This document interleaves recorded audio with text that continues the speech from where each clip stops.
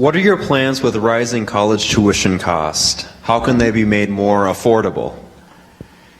Well, first of all, we have to look at the tuitions in light of paying off the loans, the student loans that students take on, and it's getting, I believe, a bad rap. The student loans is because there are students that aren't doing too good in college or don't take college seriously, and so what happens is they don't pay off their student loans. They, I heard of one case where, you know, a student dies, and obviously they can't pay it off because of suicide and stress and so on. So it's a very complicated thing that the student loans need to be fair, and I believe they need to be used wisely. Okay. Jason, 30 seconds.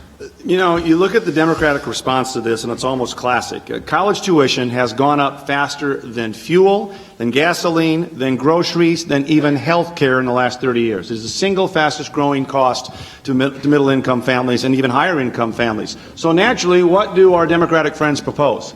Well, let's subsidize it. Let's take the student debt bubble of $1 trillion and have the government pay it down.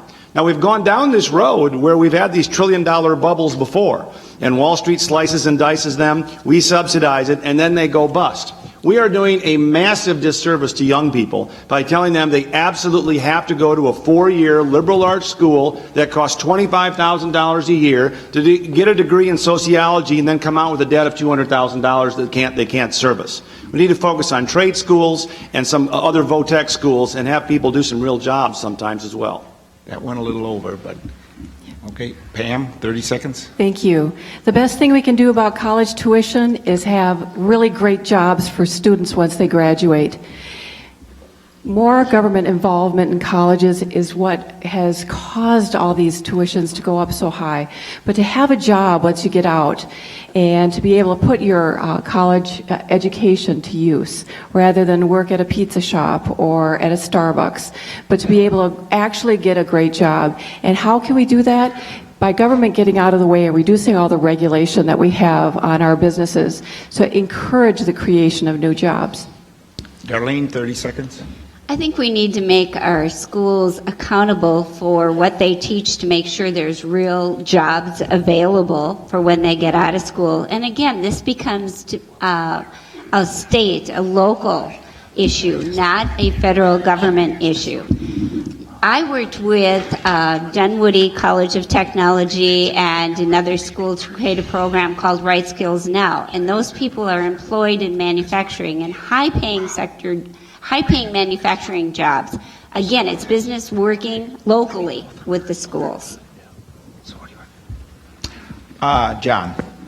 Well, you know, one thing that's in our mandate to do is to fund the University of Minnesota. That is a land-grant university.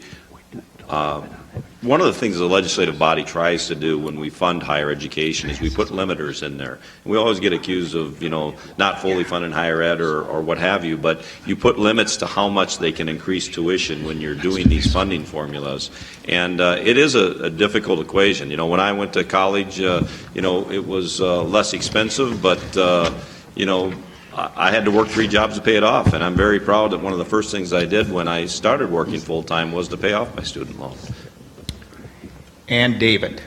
You know, education used to be sacred here in America, and now unfortunately there are many cartels that are involved. And one thing that would directly lower the cost of higher education is to break up the accreditation cartels. Okay.